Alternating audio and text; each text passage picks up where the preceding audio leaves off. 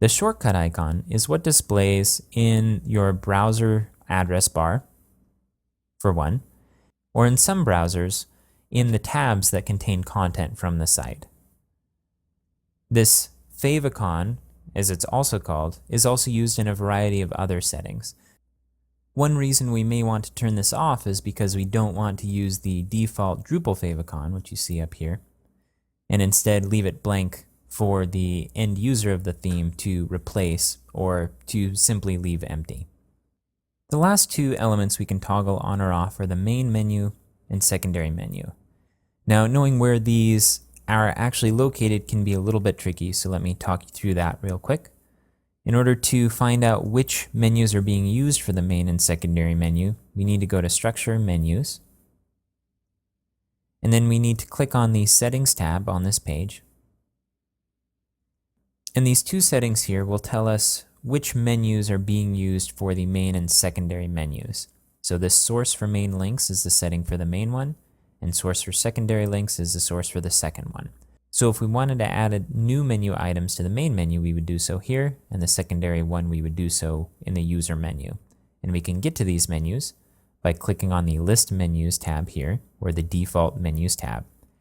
And we'll see that we have the main menu located here, and the user menu here. And so we can manipulate those as we would need to.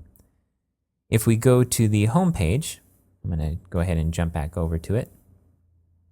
We see that there's our user links up here, so this is actually our secondary menu, and our main menu right here, and which takes the form of tabs across the top of the body section of the page.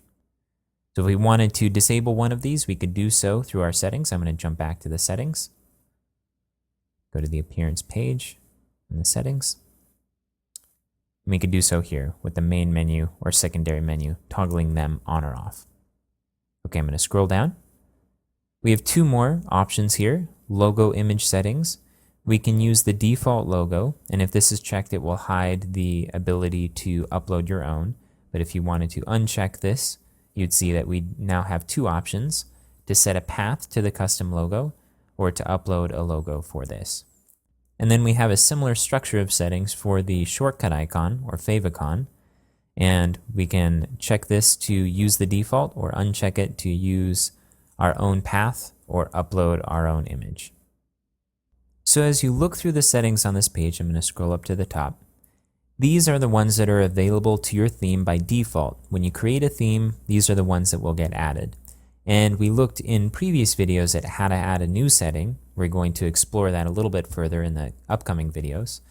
And we also looked at how to set the toggle display options here to remove certain items. So sometimes we don't have a secondary menu, so we don't want to add that as an option for toggling. And so we can do that through our info file. And again, you can look at previous videos to learn how to do that. Let's look briefly at how themes can extend these options in their theme settings pages. I'm going to go ahead and click on this Bartik sublink here. And you see at the very top we have a section called Color Scheme. And we have a couple of unique types of widgets here. One is we see a color selector, and then we also see inputs, text inputs that have the hexadecimal value for a particular color, as well as the background for that color, so we can preview our color options. And as we click on these, it sets the color here in the color selector.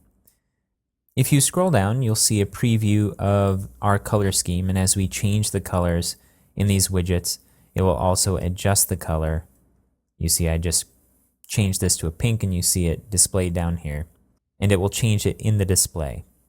So this whole section here, all of these color scheme options as well as the preview, are part of an integration with the color module. We can add additional settings to our theme to enable custom color selection and previewing inside of our theme settings, and we'll look at how to do that in future videos. If we scroll down, we'll see the default settings available to us through the global settings page, our toggle display options, our logo image settings, and our shortcut icon settings.